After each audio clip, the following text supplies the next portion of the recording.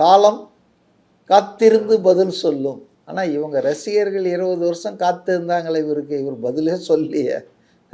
ஒவ்வொரு சினிமா படம் புதுசாக வரும்போதும் நான் அரசியலுக்கு வருவேன்னு ஒரு வைப்பை கிரியேட் பண்ணி அந்த படத்தை எப்படியாவது ஹவுஸ்ஃபுல்லாக்கி அது முடிஞ்சவொன்னு போயிடுவார்.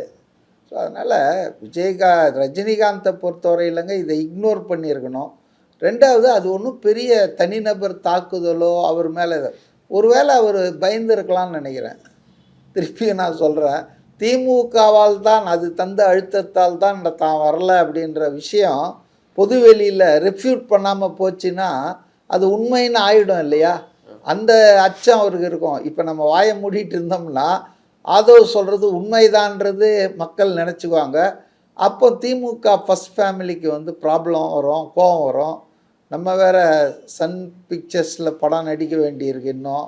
அப்புறம் ரெட் ஜெயண்ட் வேறு டிஸ்ட்ரிபியூஷனில் இருக்காங்க. இவங்களெல்லாம் பகைச்சிக்க முடியாது.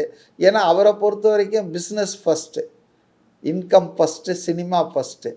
இதெல்லாம் மற்ற மக்கள் சேவையெல்லாம் ஒன்றும் கிடையாதுங்க. அதனால் அந்த பயம் அவரை வந்து ரியாக்ட் பண்ண வச்சுருக்கேன். அதையும் நான் புரிஞ்சுக்கிறேன் இப்போ.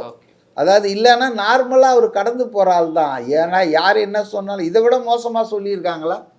என்னென்னோ பேசியிருக்காங்க, அவன் இவன்லாம் பேசியிருக்காங்க.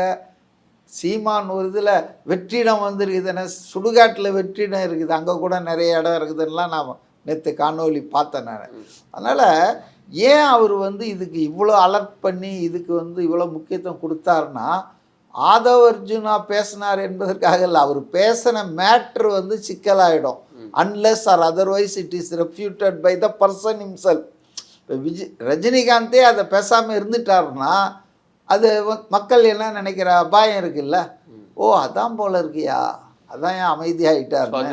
ஸோ அதனால் பண்ணார். ஆனால் அதை பண்ணவர் டிக்னிஃபைடாக விட்டுருக்கலாம்.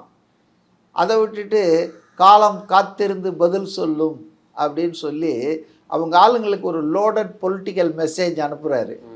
தாவேக்கா காரணங்களை பார்த்துங்க அப்படின்ட்டு. அதை ஆதவ் அர்ஜுனா நண்பர் ஆதவ் அர்ஜுனான்னு சொல்லி அதை அட்ரஸ் பண்ணியிருக்கலாம். நானாக இருந்தால் அப்படி தான் பண்ணியிருப்பேன். அதில் கொண்டு வந்து தாவேக்காவை சொருகுறாங்க வேணும்னு. தாவேக்காவில் தலைமை பொறுப்பில் உள்ள அவர் தான் தலைவரா? அப்போ அவங்க நோக்கம் தெளிவுங்க. ரஜினி நோக்கமும் சரி, ரஜினியை எதிர்க்கிறவர்கள் நோக்கமும், ரஜினியை எதிர்க்கிறவங்கன்ற ஆதரிக்கிறேன்னு சொல்லிட்டு இப்போ போய் விழுந்திருக்காங்கல்ல சர்வ கட்சியும். திருமாவளவன் கேள்வியும் வந்துடுது சார். ஏன்னா இந்த விஷயம் நடந்த ஒரு 4-5 நாள் ஆயிருக்கு.